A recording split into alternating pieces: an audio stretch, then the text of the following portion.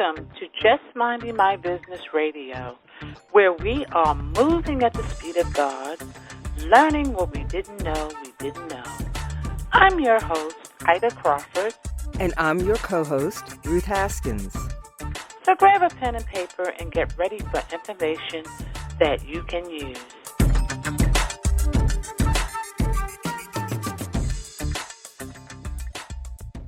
Welcome to Just Minding My Business Media. We're so happy that you're here today. Just Minding My Business Media, LLC, the digital magazine experience, is the place to be seen and heard. Curious? View the September issue online to see and hear what the buzz is about. Better yet, be a part of the February edition of Just Minding My Business Media, the digital magazine experience. Contact us at jmmbradio@gmail.com or visit us online at www.jmmbmediallc.com. We forget that the water cycle and the life cycle are one. Jacques Yves Cousteau. Today, we welcome Riggs Eckleberry, a tech pioneer at the intersection of crypto and water, who is using novel technologies to alert the public on the dying state of modern water infrastructure while offering groundbreaking solutions. Well, welcome, Mr. Riggs. I'm going to call you Riggs because that shows up in my mouth better. It's kind of like Lethal Weapon, right? Yeah. Wow. So tell our audience what this is about. Well, first of all, I love your sweater. I just want to say that. Oh, thank you. Thank you. Thank you. Well, it's interesting because you mentioned modern water infrastructure, and the problem really is in our country and most developed countries of the world is our water infrastructure is not modern. It's actually antiquated and it's underfunded. We've seen, and especially, less favored neighborhoods have been harmed. We've seen that in Flint, Michigan, and Jackson, Mississippi, and Compton, California. Why is that? Well, first of all, there's a general degradation because research has shown that we are underfunding our water requirements by $75 billion a year. And, the administration put out a $1.2 trillion infrastructure plan, which is great, but it only had $55 billion for water, which is not even 1 year's catch up. And so we have a problem where the old is just not getting fixed. And I do not believe it will be. It's important to recognize when things just aren't going to happen, right? Yes. Like I'm not going to be 28 anytime soon. Just saying. Wow. And I can believe you on that. The water goes up, but I don't see anything going on where I'm getting information from my water company saying that they're doing this and they're doing that. And I don't think I've ever gotten anything. The water rates keep going up, the service goes down, and the quality of the water doesn't get better. And so how do we solve this problem? Because, water is a human right. We have a right to clean water. But like, for example, in Ireland, water is free, right? Well, how do they achieve that? The thing is to really recognize that 89% of all water usage is by industry and agriculture. In America, it's about 50-50. Other countries, it's like where there's not a lot of industry, it might be much more agriculture. But generally, it's a mix. Okay. If you remove that demand, now the utilities could have no problem at all doing a great job for humans, for human beings. And so we believe that it's very, very important, it's vital, it's really the only way forward, is to enable businesses to do their own water management. And there's good economic reasons. They're actually delighted to do it if they're given a good opportunity. And so imagine in one scenario, let's imagine that somehow you had $75 billion to spend on water this year alone. Well, first of all, everything's all built up out there. Where are you going to put these sewage plants? Nobody wants to have a sewage plant next to where they live. Right. Secondly, it's going to take 20 years of tearing up streets and this and that. And meanwhile, the water's still screwed up. So why not just enable treatment at the point of use where people make water dirty, let them clean it up where they are. And what's even better is if they're treating the water, they can reuse the water, right? Whereas right now, if I use my water, I flush it down the toilet or out of my factory, it goes to the sewage plant and then it goes treated, but it goes away. You know, America only recycles 1% of its water. So then we complain about these huge droughts and yet we're throwing away our water. That's ridiculous. Wow. Yes, I have to agree with you. And we never think about it. You know, we never as consumers, we don't think about it. Yep. Only when it goes bad, when we noticeably know that it's going bad, then we think about it. But on the normal basis, we turn the faucet on, we turn the shower on, long as it comes on, everything's great. And I like your philosophy in terms of recycling, because like you said, we're getting into more droughts and things of that nature across the entire globe. So we have to find a way to reserve water. Wow. Especially after you've gone to all the trouble of cleaning it up and now you're going to throw it away. Right. Which makes no sense whatsoever. Wow. Talk a little bit about the market, the water filtration market. And, you know, they're making all this money, but they're not really thinking outside the box, like you just mentioned. Correct. So now, to be clear, I'm not really, we're not focused ourselves in the single family home market, which is very standardized. It's a mass market. And from what I can tell, it's got some good players in it to do a decent job of cleaning up what really should be clean in the first place. But we know the cities aren't really giving us great water. So they're doing a fine job. Okay.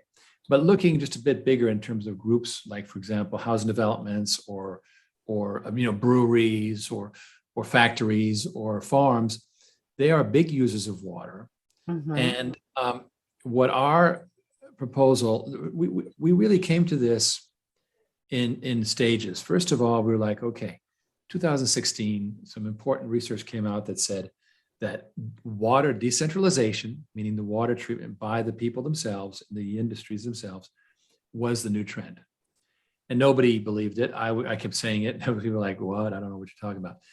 But by 2018, I had found a technology that was perfect for these small water systems in a box called, the brand we built was called Modular Water Systems. It's now very, very strong. And it basically miniaturizes these big water systems for a business. So that was step one. And we're like, okay, it's going to solve all the problems. We're good. We're good. Unfortunately, it grew very, very slowly. And by the time we got to COVID, we were like, okay, we got to do something to accelerate things.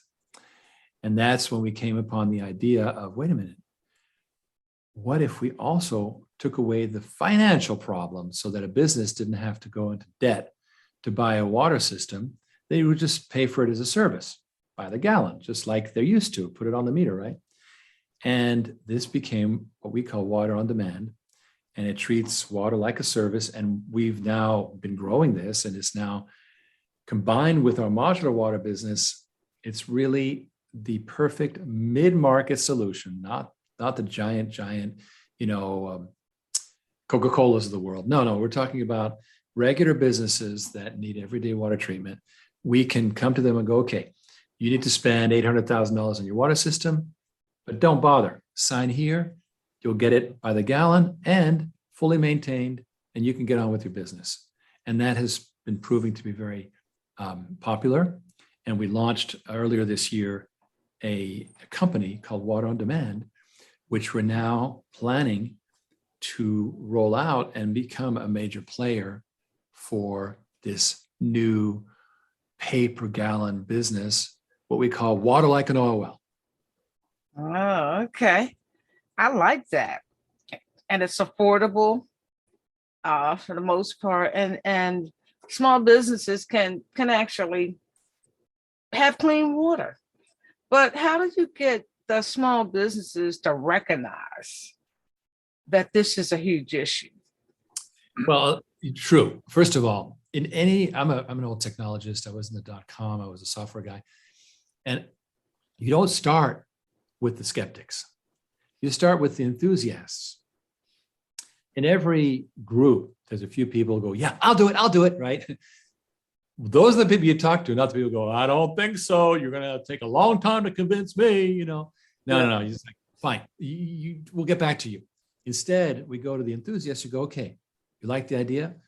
Because you know that the water rates are skyrocketing faster than regular inflation, and the local utility is giving you a hard time. We'll take the problem off your plate. Don't worry about it. And these people, if you pinpoint the early adopters, that's who you work with, because this is a $1 trillion market. What are we going to do? All of them all at once? No, Right. you choose the people who are going to be the most viral adopters, who are going to be the most excited about it, the champions, shall we say. And that's really what we're starting with.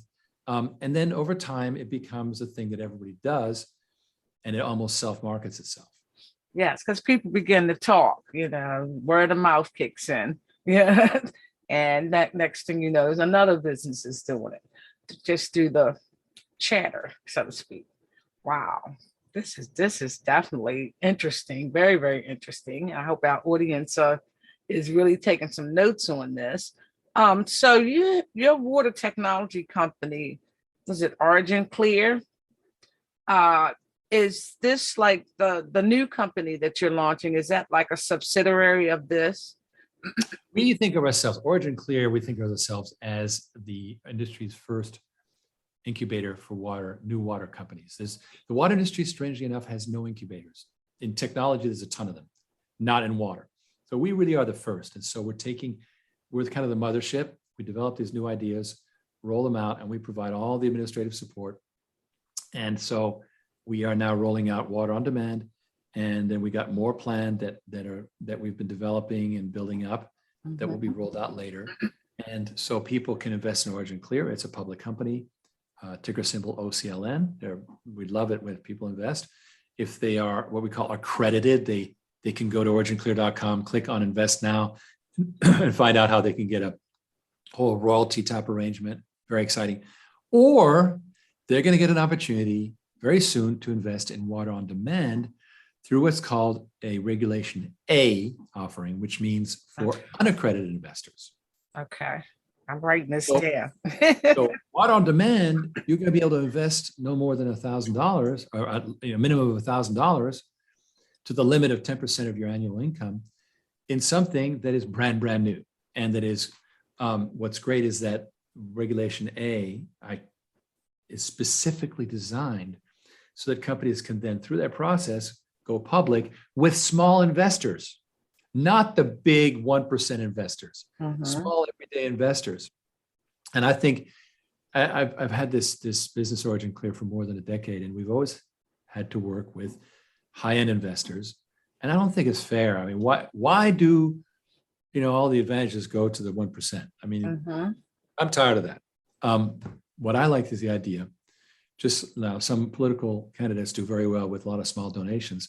Very similarly, we want water demand to be built as a movement, to have a lot of people come on board and join us to basically create this financing network that's going to pay for water systems so the users don't have to, and new technology that fits in these small sites. And this is really the new thing. It's not going to be the big ponderous water companies that build, mausoleums for water.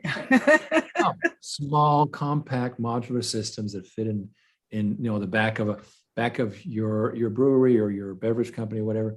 And that is really the coming thing. And so it's miniaturized. We have patents for that. So it's unique for us. And we also have this unique way of making the money a no-brainer, that people just sign on a dotted line. We take care of the finance. And I think that's going to accelerate adoption of this new way of treating water. Yes, it sounds like it. And it sounds like a lot of people, small businesses, need to really take heed to this, especially if you're your product includes water, some type of water, you definitely want to be, conscientious about the safety of the water that you're putting in your product. It takes, a brewery takes 7 to 8 quarts of water to make 1 quart of beer. Now, shouldn't you reuse some of that water? Not, you don't have to use it to make beer, but you can reuse about half of it to do, steam vessels and wash downs and so forth. And that would reduce your water use, by 50%. Well, that's important, right? And that's stuff that people are hurting all over the place. You look at Lake Mead, the bathtub rings on Lake Mead are getting lower and lower, I saw the Mississippi has mud flats now for the first time. Oh, wow. Centuries. They're discovering old shipwrecks that are emerging from the mud because they haven't.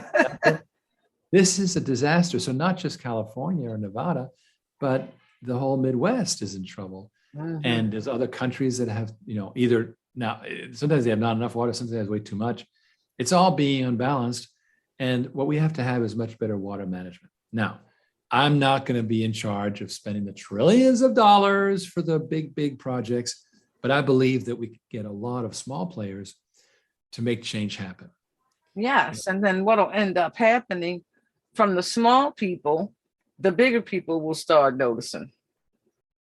Exactly. You're precisely right. It'll become more and more like, let me give you an example. Miami-Dade County, when they first built that county, they didn't have much urban planning. And so they allowed about 100,000 homes to be built with septic tanks in the county. Well, septic tanks over time, they leak, they cause trouble, illness, et cetera. And so now they say, well, we got to get rid of these. And they now want to send out sewage lines to each one of those homes. And it's just going to cost $6 billion. It'll actually cost $16 billion. You know that. Right. And it's going to take 20 years and streets torn up and all that. Well, why not just have a rebate program that says, you know what, if you put a recirculation system in your own home, we'll give you a rebate on your property tax or whatever. And done, right? Simple. But this is what you're saying is very true. We have to show that this idea works. So that then, because look, the county commission is about the last people to take risks. They don't want to have any trouble. Right. And so they need to know it's for sure, it works, it's good. And that's going to take time. Change in water industry moves very slowly, in part because it's a public health concern. It's fine. But at the same time, there's a lot of issues that are being created by that lack of the inability to adapt. Yes. And paying it and being really open, because, a lot of people, businesses, like you said, in government, they're not open. They don't want to think outside the box, and that's what you really have to do. That's what you really have to do. So you find, this was, I got into water by complete, I don't know, it was a long story, but I was a tech guy in the .com. And for me, it was all about, something brand new, and you get, the first people to want an iPad, these other people are like, why would I need an iPad? It just, I don't know, I have to use my finger and all that. But some people get excited. So you work with the people who get excited. And so I'm transferring that idea of high-tech adoption, what Microsoft calls attachment. People get attached to something. So to the water industry and this new model, by the way, the pay-per-gallon model already exists at the high end. There's companies that do it for entire island economies, for example, where island will get, in the Bahamas or whatever, will get a private utility that'll do things on the meter, and it works very well. But that's big, this $10, $20 million project. We're talking about things that are, in the $500 to $3 million range, which the big guys don't want to do. It's a lot of trouble, that they're not built for it. But we think that there's an opportunity. And one of the things we've decided to do is we are not going to try and build all these machines ourselves. There's plenty of water companies out there. We'll finance it. We'll do the deal. Let's say you're based in Seattle. You want to have a water system. We'll do the deal. And we'll hand it off to a water company in Seattle to build it and maintain it. And this is going to be very good for all the local water companies. And that way we don't have this amazing, huge headache of now I got to fly to Seattle because there's a problem. Yes, yes, So it's important not to try and do everything yourself, is what I'm trying to say. yes, absolutely. Absolutely. In any business for sure. So if companies want to contact you and work with you, how do they do so? Very simple. They go on to originclear.com and there's a technology section. And there's forms on that, but they can just email water@originclear.com and they will, they can just, that will go to our tech people and their needs will be taken care of. If they're interested in investing, of course, as I said, they can go to the invest button at the top of the originclear.com site. And above all, because this invest for everybody thing that I've been talking about is not yet approved by the SEC, they should sign up for my weekly briefings. Just when you first go to originclear.com, you'll get an invitation.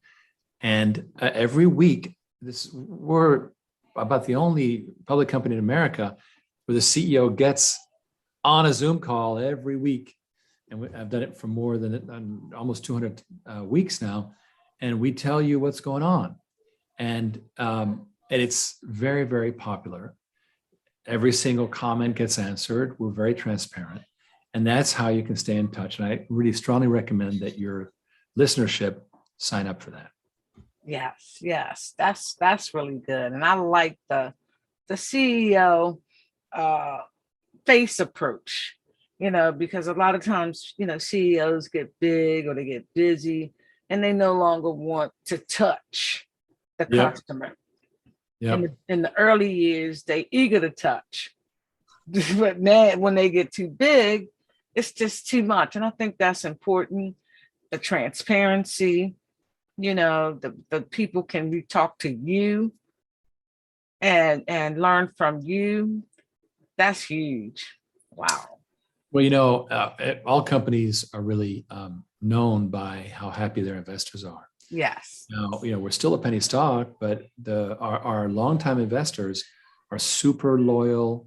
They're like, yeah, Riggs, this is exciting. They're so dedicated, and they trust us and believe in us by now. We've always tried to do the right thing by them.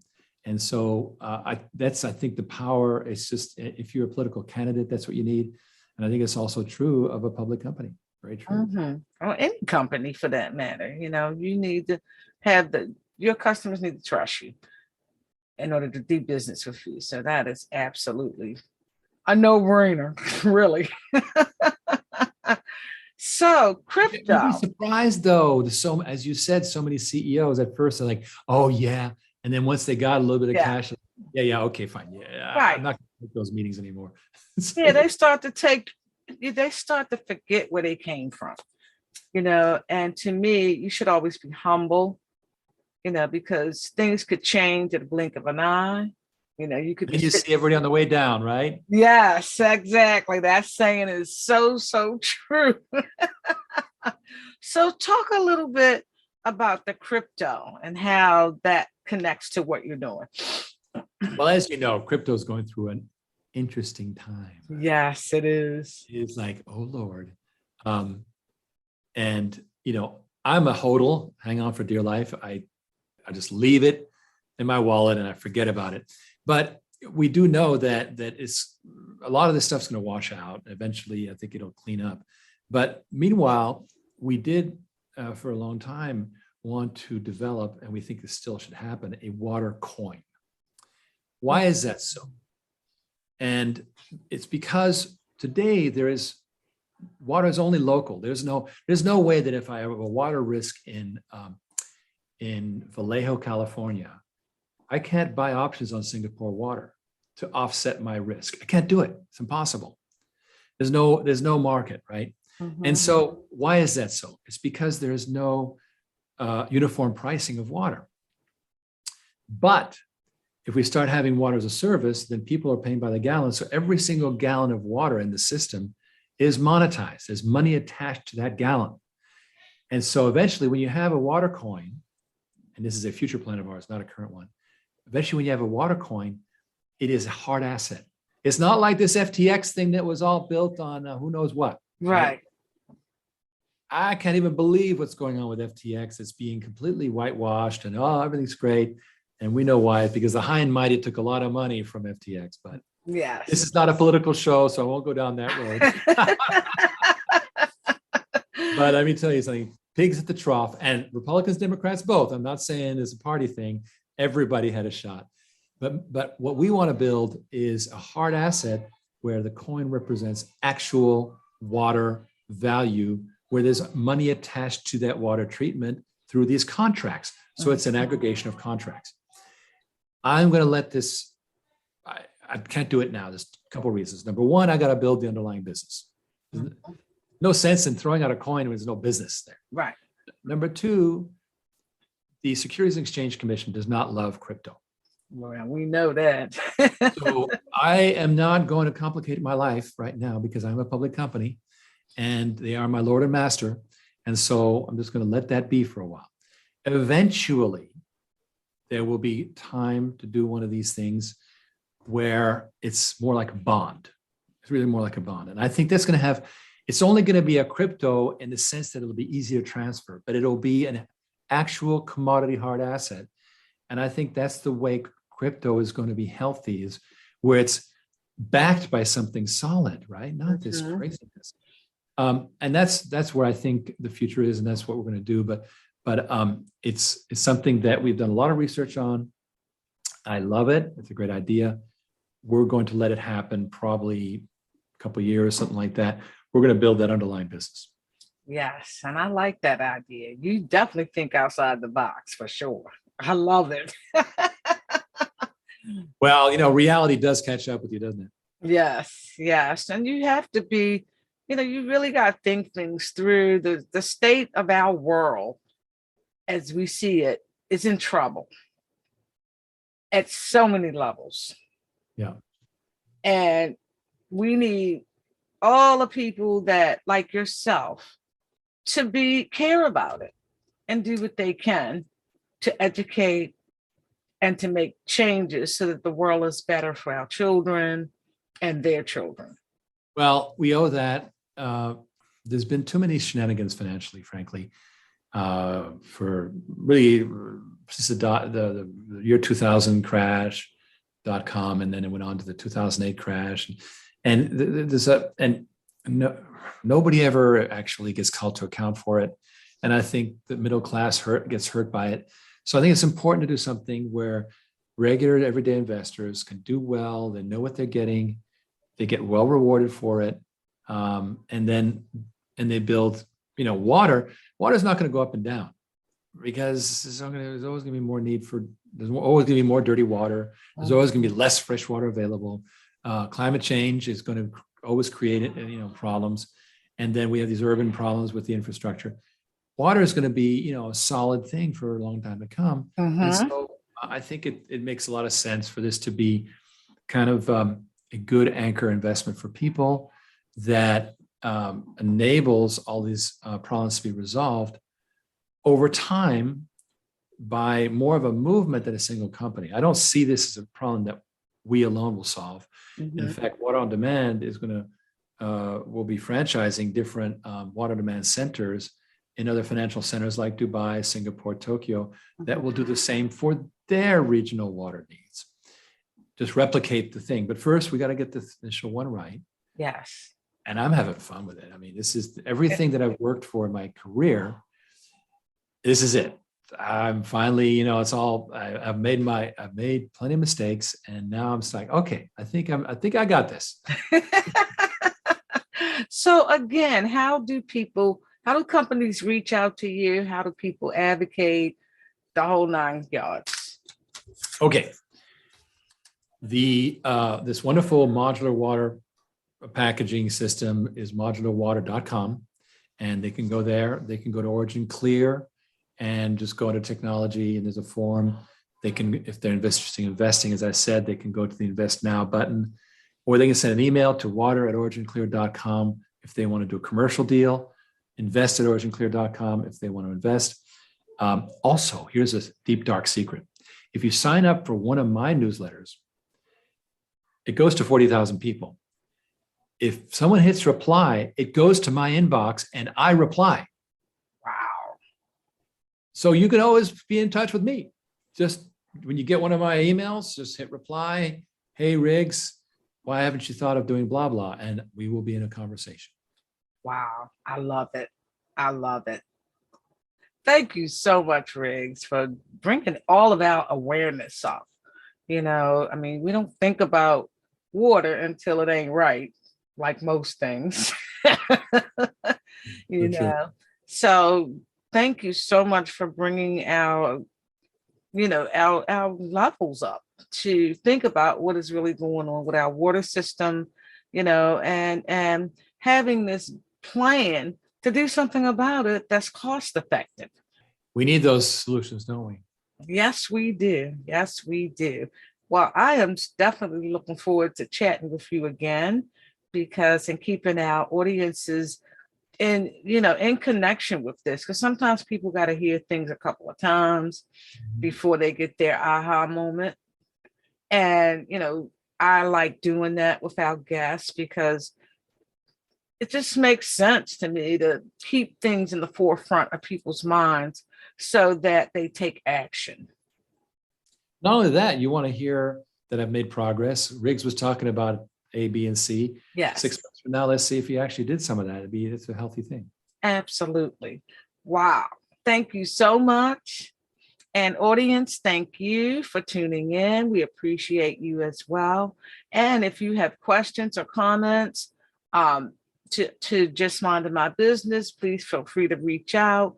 We definitely connect with all of our interviewees, and we will definitely let them know if there's something that they liked about what our interviewees said. So thank you so much, and blessings to everyone. Thank you, Ida, and I appreciate the opportunity to talk to your audience. I would like to wish everyone a happy holiday, and stay safe and warm, and think of what's important in the world, your family, and the spiritual side of things. At the end of the day, that's all there is. Yes, absolutely.